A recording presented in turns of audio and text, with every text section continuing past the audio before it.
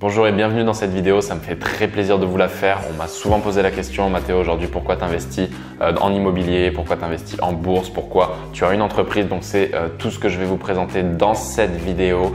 J'ai l'iPad, j'ai le stylo, je vais vous faire quelques petits schémas directement sur l'iPad et j'espère que ça vous plaira ce format de vidéo. N'hésitez pas à me le dire dans les commentaires, à mettre un petit pouce bleu pour bien me mentionner que ça vous ait plu et également vous, votre vision de l'enrichissement, qu'est-ce que vous privilégiez, quel est le pilier qui vous intéresse le plus et dans lequel vous êtes le plus susceptible de vous orienter. Donc, on va de suite passer sur l'iPad. À mon sens, aujourd'hui, on a trois grands piliers d'enrichissement qui vont être, premièrement, tout ce qui va être entreprise. Donc, je vais le schématiser comme ça. Voilà, une petite entreprise qui fume. Deuxièmement, je pense qu'on va avoir l'immobilier. Donc là, je vais dessiner une maison pour vous faire comprendre rapidement. Mais l'immobilier, c'est à mon sens également un pilier qui va vous permettre de vous enrichir de manière long terme et de manière saine. Et enfin, on va avoir la bourse que je vais représenter sous forme d'un graphique. Donc, ces trois différents piliers vont avoir chacun un intérêt bien particulier, des avantages, des inconvénients. Maintenant, pour revenir sur l'entrepreneuriat, on a des fortunes comme Jeff Bezos par exemple avec Amazon, Steve Jobs avec Apple qui ont créé des véritables empires grâce à leurs entreprises et c'est quelque chose qui vous permet réellement aujourd'hui d'avoir un impact sur un marché colossal et de laisser une trace sur cette terre. Donc forcément, quand vous apportez autant de valeur, quand autant de gens vous connaissent, c'est parce que derrière, il y a un échange de valeur en fait, tout simplement. Ils vous donnent de l'argent pour qu'en échange, vous leur simplifiez la vie, que vous leur apportiez un produit qui répond à leurs attentes, à leurs besoins. Donc pour l'entreprise, je pense qu'il va falloir trouver voilà, un domaine dans lequel vous lancez, un domaine qui vous intéresse, dans lequel il y a une vraie demande et dans lequel vous pouvez proposer une offre pertinente sur ce marché. Deuxièmement, l'immobilier, ici, ça va être très intéressant. Il y a des fortunes comme DiCaprio, par exemple, que bon, certes, on fait fortune dans le cinéma, mais qui avant tout sont investisseurs immobiliers et ont un parc immobilier tout simplement monumental. Pourquoi? Parce qu'aujourd'hui, on répond à un besoin fondamental avec l'immobilier, le besoin de logement, le besoin d'avoir un chez-soi, d'être en sécurité. Donc ça, forcément, quand vous résolvez un besoin aussi profond, un besoin fondamental qui figure sur la pyramide de Maslow, forcément, vous vous faites payer pour fournir ces logements. Donc, on va pouvoir avoir des loyers récurrents tous les mois avec peut-être justement en plus, ce qui est intéressant avec l'immobilier, c'est qu'on peut s'enrichir sur la dette, c'est-à-dire qu'on va pouvoir s'endetter, on va pouvoir emprunter pour acheter de l'immobilier à des taux relativement faibles à l'heure où je vous fais cette vidéo et rembourser votre crédit avec l'argent du locataire directement. Donc, vous n'avez pas à sortir d'argent de votre poche, vous n'avez pas à faire d'efforts d'épargne. Donc, pour arriver à un résultat comme ça, évidemment, ça demande de faire un bon achat, de faire une bonne affaire, mais ça vous permettra vraiment de vous sécuriser sur le long terme et de générer de vrais revenus. Parce qu'au fur et à mesure du temps, vous allez rembourser le capital que vous a prêté la banque et le bien sera de plus en plus, peu à peu, à vous en fait, tout simplement. Et si vous commencez assez tôt, à 20 ans par exemple, à 40 ans, vous aurez le bien qui sera entièrement payé. En général, c'est une vingtaine d'années, là, le remboursement des crédits. Vous aurez le bien entièrement payé et vous jouirez pleinement d'un bien qui peut valoir peut-être 100 000, 200 000, 300 000 euros au moment où vous arrivez à cette échéance de crédit. Donc l'immobilier est très intéressant également pour s'enrichir sur le long terme. Maintenant, la bourse et plus particulièrement tout ce qui va être action à fort dividende, à fort rendement. Je ne vais pas parler ici de trading parce que pour moi, le trading c'est uniquement de la spéculation sur des cours boursiers, sur des mouvements boursiers. Donc on va avoir une analyse vraiment purement technique des indicateurs, du graphique, des différentes bougies, donc une analyse chartiste. On ne va pas prendre en compte l'analyse fondamentale. Par contre, sur une action à fort dividende, on va avant d'acheter des actions à fort dividende, on va analyser l'entreprise, analyser ses bilans, analyser ses résultats antérieurs de manière à savoir laquelle sera la plus rentable pour nous. Donc deux moyens de gagner de l'argent en bourse, soit par les dividendes que vous versent les entreprises mensuellement, trimestriellement, annuellement. Donc ça peut, voilà, en fonction des entreprises, varier au niveau des périodes d'échéance de versement de ces coupons, de versement de ces actions, de ces dividendes, pardon. Et deuxième manière, vous pouvez gagner de l'argent avec le cours. C'est-à-dire que si vous achetez une action à 10, qu'elle passe à 20, vous avez gagné 50% sur votre investissement, tout simplement. Donc, c'est bien de cumuler des actions qui génèrent des dividendes, qui donnent des dividendes tous les trimestres, tous les ans à leurs actionnaires assez élevés, mais qui en plus de ça ont un fort potentiel, qui sont sur un marché porteur dans lequel il y a un fort potentiel. Donc la bourse, à mon sens aujourd'hui, va être très intéressante dans le sens où elle va vous permettre vraiment de vous générer des revenus réguliers, récurrents, au même titre que l'immobilier, sauf que là vous allez avoir des parts d'entreprise. Donc c'est également parfait pour diversifier son patrimoine.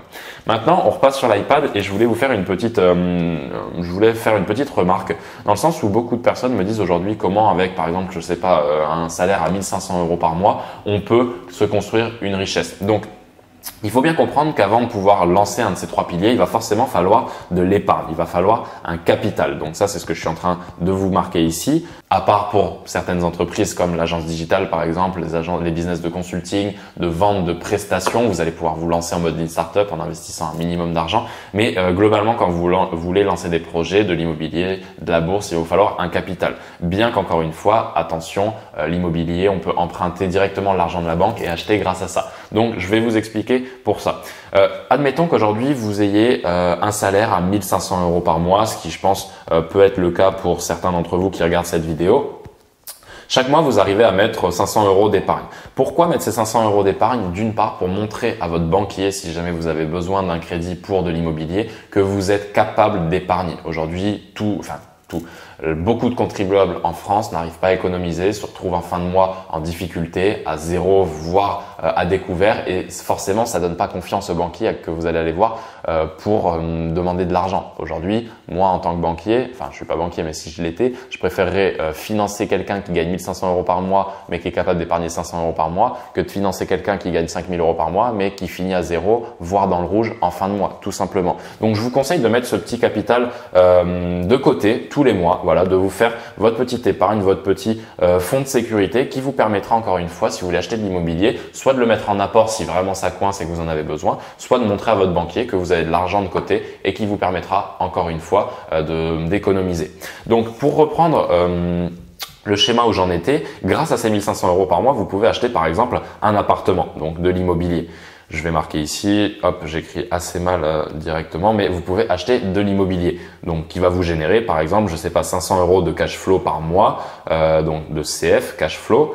Là, vous allez me dire, oui, c'est beaucoup Mathéo, 500 € de cash flow. En location courte durée, moi, ce que je fais actuellement, c'est ce que je connais le mieux, donc c'est ce dont je vous parle, c'est largement faisable. Donc ces 500 € par mois, vous pouvez les épargner également, les garder sur un compte dédié à la trésorerie de cet appartement, et ça va faire encore de l'épargne supplémentaire. Les 500 € d'épargne précédente que vous aviez, vous pouvez, si vous gardez votre emploi, continuer, mais à l'épargner sur par exemple un PEA ou une plateforme, un broker en ligne qui va vous permettre d'acheter des actions. Donc encore une fois, vous avez un investissement qui tourne, qui est rentable au niveau de l'immobilier, vous remboursez votre crédit sans souci, vous avez un gros excédent de trésorerie tous les mois. Vous avez une bonne relation avec votre banquier, rien ne vous empêche d'ouvrir un PEA directement dans votre banque, lui montrer que vous êtes capable d'avoir encore une fois cette routine d'épargne et d'investissement, parce qu'à chaque fois que vous allez mettre 500 € sur votre PEA, ça va vous permettre d'acheter des actions. Donc vous allez encore une fois donner des frais à la banque, mais vous allez être un bon client et vous allez investir peu à peu et vous allez vous constituer un capital également. Donc vous voyez que ça peut être tout simplement très rapide. Et après, une fois que vous avez ces 500 €, vous pouvez retourner voir votre banquier, il va calculer vos revenus non plus sur une base de 1500 €, mais sur une base de 2000 €, étant donné que vous aurez ce loyer qui rentre, ce qui va vous permettre de réemprunter, d'aller peut-être sur un plus gros projet qui va vous générer 1000 € de cash flow, que vous allez encore une fois mettre de côté. Vous allez peut-être augmenter un petit peu votre investissement récurrent tous les mois en bourse, qui va vous permettre de montrer encore une fois que vous êtes en train de grossir votre capital. Et tout simplement pour vous expliquer que si vous suivez ce processus, il y a une notion très importante en fait que vous devez comprendre et que je ne vais pas vous expliquer 40 ans parce qu'il n'est pas si compliqué à comprendre, c'est que votre richesse, votre patrimoine, il va aller exponentiel. Donc ça va pas être linéaire, tout simplement. Ça va mettre un petit peu de temps. Aujourd'hui, c'est sûr que quand on prend une action en bourse, si on achète par exemple 100 actions qui nous versent 1 € par dividende, on va faire 100 € par mois. Par contre, si on achète 100 000 actions, là, voilà, on voit qu'on fait un vrai salaire et qu'on va avoir 100 000 € par trimestre, par exemple, en fonction des échéances de versement de dividendes. Donc, c'est sûr que la bourse, ça va prendre un peu de temps, mais un portefeuille à 50, 60, 70 000 € peut commencer à vous permettre de vivre pleinement de vos rentes et de vos dividendes boursiers. Donc à côté de ça, de toute façon, je suis d'accord, vous pouvez pas vous contenter uniquement de ça. Il va falloir s'orienter sur de l'immobilier, il va falloir s'orienter sur de la création de business en ligne, garder peut-être votre salaire pour accélérer ces investissements immobiliers et vous permettre de passer à l'étape supérieure. Mais aujourd'hui, vous devez comprendre qu'il y a vraiment un vrai process de croissance long terme de votre patrimoine. Et d'où l'intérêt de commencer tôt. C'est-à-dire qu'aujourd'hui, si vous faites votre premier investissement comme moi je l'ai fait à 18 ans, à 38 ans, à 28 ans, pardon, non, 38 ans, excusez-moi, j'aurais entièrement remboursé le premier achat que j'avais fait pendant mon année de 18 ans. Ça va vous permettre vraiment de commencer à vous constituer un patrimoine important et qui va vous permettre peu à peu d'accélérer la croissance. Parce que quand vous allez réinvestir vos dividendes et que ce sera plus, donc quand vous avez, admettons, une mise de départ de 1000, que vous faites 10% de rentabilité sur l'année de votre portefeuille, vous avez 1100, vous réinvestissez 1100, vous faites encore 10%, mais de 1100 cette fois-ci, plus de 1000. Vous faites derrière, encore une fois, vous allez augmenter un petit peu chaque mois et vous allez avoir une croissance de votre portefeuille qui va être exponentielle.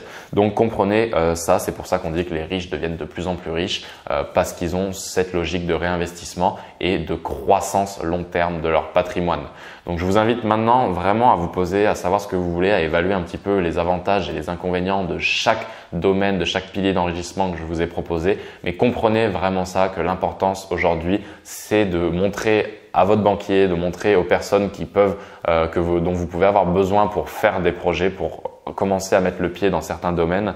Montrez-leur qu'ils peuvent vous faire confiance, que vous savez épargner, que vous savez avoir une gestion de votre budget. Essayez de vous créer ce petit capital de départ, non pas forcément pour l'investir, mais juste pour prouver votre capacité d'épargne. Et derrière, quand vous faites bien les choses dès le départ, vous allez enclencher ce cercle vertueux. Et je vous invite vraiment de penser toujours de cette logique réinvestissement de mes bénéfices pour une croissance long terme. Et vous allez voir qu'à un moment, vous allez avoir un point sur votre courbe qui va être décisif et qui va vraiment commencer à marquer l'envol de la valeur de votre patrimoine tout simplement. C'est comme ça qu'on construit une richesse sur le long terme. C'est comme ça que les plus riches de ce monde continuent de l'être et de le devenir encore plus de jour en jour. C'est quand vous avez compris cette logique de réinvestissement et d'effets composés, de courbes exponentielles au niveau de votre richesse. J'espère que cette vidéo vous a plu. Si c'est le cas, n'hésitez pas à me le dire en commentaire, en description. Ça me ferait très plaisir d'avoir un retour concernant cette vidéo. Quel est pour vous le pilier que vous privilégiez le plus, sur lequel vous avez le plus envie de vous lancer rapidement. Je me ferai un plaisir de répondre à tout le monde en commentaire.